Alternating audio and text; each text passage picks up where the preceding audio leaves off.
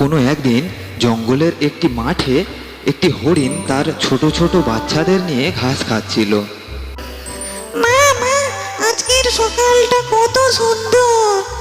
বাচ্চারা, তোমরা তাড়াতাড়ি খেয়ে নাও, না জানি কখন কোন দিক থেকে হিংস্র জীবজন্তুরা আক্রমণ করতে পারে। তোমরা তাড়াতাড়ি পেট ভরে ঘাস খেয়ে নাও। ছোট ছোট বাচ্চারা তারা মনের আনন্দে ঘাস খাচ্ছিল। হঠাৎ একটি বাঘ তাদেরকে আক্রমণ করলো।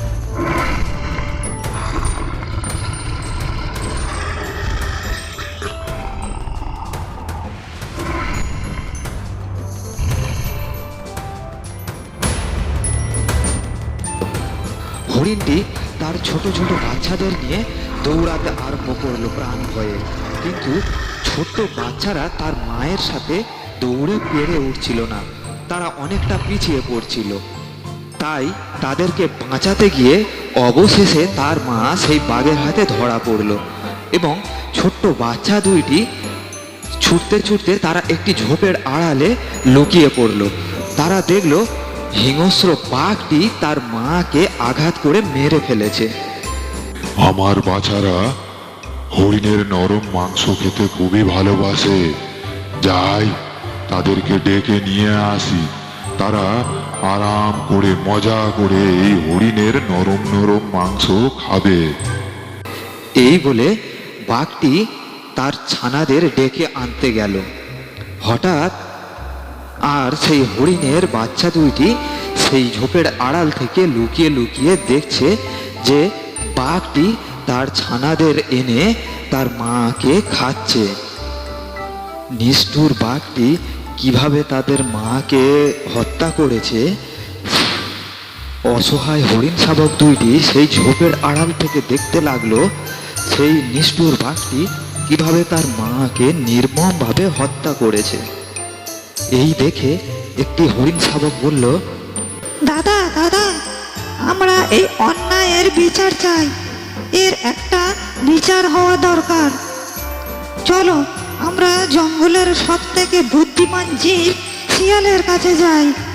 এই বলে তারা শিয়ালের গুহার সামনে গেল এবং শিয়ালকে সব কথা তারা খুলে বলল। সব কথা শুনে শিয়াল বলল, এই, তোরা চল আমার সাথে, আমি তোদেরকে একটা শিকারীর কাছে নিয়ে যাচ্ছি। এই বলে শিয়াল একটা শিকারীর কাছে নিয়ে গেল তাদের এবং সেই শিকারীটিকে তারা সমস্ত কথা খুলে বলল। এই বলে তারা একটা শিকারীর কাছে গেল। গিয়ে শিয়াল শিকারীকে ডাক দিল, শিকারী ভাই, শিকারী ভাই, বাড়ি আছো নাকি? কে? ও শিয়াল, চিনতে পেরেছেন আমাকে? তোকে চিনবো না? তুই আমাকে সেদিন যা উপকার করেছিস, তা না হলে সেই দুষ্টু বাঘটা আমাকে তো প্রাণে মেরে দিত। আর তোর উপকার ভুলে যাব? তোকে ভুলে যাব কোনোদিন? তো কি দরকার বল দেখি?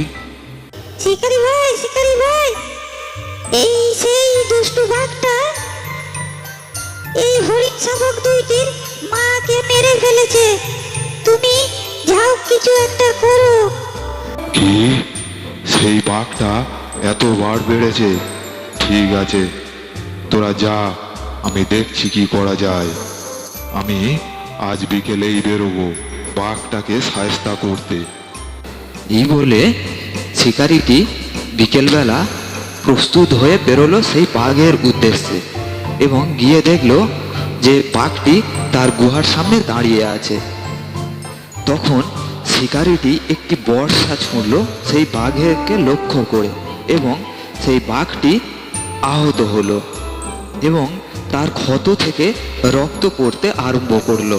তখন বাঘটি কাতর স্বরে বলল, ও শিকারি, ও শিকারি, আমি তো তোমার ক্ষতি করিনি কোনো, তাহলে তুমি কেন আমাকে মারছো? আমার ছোট্ট ছোট্ট দুটি বাচ্চা আছে, আমি যদি মারা যাই তাহলে ওদের কি হবে বলো শিকারি? কি? তোর ছোট ছোট দুটি বাচ্চা আছে? তাহলে হরিণটি কি অন্যায় করেছিল? তুই তো হরিণকে মেরে খেয়ে ফেলেছিস, আর হরিণের তো দুইটি ছোট ছোট বাচ্চা আছে, সেই বাচ্চা দুইটি কি হবে? আমাকে দয়া করে ক্ষমা করো, আমার ভুল হয়ে গেছে, আমি আর কখনো এমন কাজ করব না, আমাকে ক্ষমা করো শিকারী ভাই। আমি তোকে ক্ষমা করতে পারি, তাহলে হরিণ শাবক দুটি বড় করার দায়িত্ব তোকে নিতে হবে, আর ওদের যেন ক্ষতি কোনো না হয় সে দায়িত্ব তোকে নিতে হবে, ওদেরকে দেখাশোনা করতে হবে তোকে, তাহলে আমি তোকে ছেড়ে দিতে পারি। ঠিক আছে, ওরাও আমার সন্তানের সাথে বড় হবে, আমি ওদের সমস্ত দায়িত্ব নিলাম। এই বলে বাঘটি সেই হরিণ শাবক দুটিকে বড় করতে লাগলো এবং বাঘের ছানাদের সাথে সেও ধীরে ধীরে বড় হতে লাগলো। তারা দুজনেই, বাঘের ছানা দুটি বড় হয়েছে। একদিন এলো বাঘ তার সেই ছানা দুটির মধ্যে একটিকে বিয়ে দেবে এবং সে জঙ্গলের অনেক জীবজন্তুকে নিমন্ত্রণ করে এনেছে। বিয়ের দিন রাত্রে বাঘের ছানাটি বলল, মা মা, আজকের তো আমার বিয়ে, তাহলে আজকের হরিণ শাবক দুটিকে মেরে খেলে কেমন হয়? তুই ঠিক বলেছিস রে, আমিও মনে মনে এমন চিন্তা করে রেখেছি, আজকের রাত্রেই আমরা হরিণ ছানা দুটিকে মেরে খেয়ে ফেলবো, আজকের তোর বিয়েতেই ওদের মাংস সবাইকে খাওয়াবো। বাঘের আর তার ছেলের কথা হরিণ শাবক দুইটি গোপনে শুনে ফেলে এবং তারা এই সংবাদ সেই শিকারীটির কাছে দিয়ে শিকারীকে তারা গিয়ে বলে, শিকারি ভাই, আজকে তো বাঘের ছেলের বিয়ে, সেই উপলক্ষে তারা ঠিক করেছে যে তারা আমাদের দুজনকে মারবে এবং সেই মাংস তারা সবাইকে খাওয়াবে। তাহলে তুমি বলে যাও শিকারি ভাই, এখন আমরা কি করি? ঠিক আছে, সন্ধে হতে এখন অনেক দেরি আছে, তোরা দুজনেই বাঘের গুহায় চলে যা, আমিও তোদের পিছনে পিছনে যাচ্ছি। এই বলে শিকারী সেই হরিণ শাবক দুটির পিছনে পিছনে এলো এবং বাঘের সাথে দেখা হয়ে গেল। এই বাঘ, এই কিরে, তুই হরিণ শাবক দুটিকে মারবি ঠিক করেছিস? কই না তো, আজ তো আমার বিয়ে, ছেলের বিয়ে, শুভ কাজ, আজকের আমি হরিণ শাবক দুটিকে মারতে যাব কেন? না, তুই হিংস্র বাঘই হিংস্র থেকে গেলি, তুই কোনোদিনও শুধরাবার না।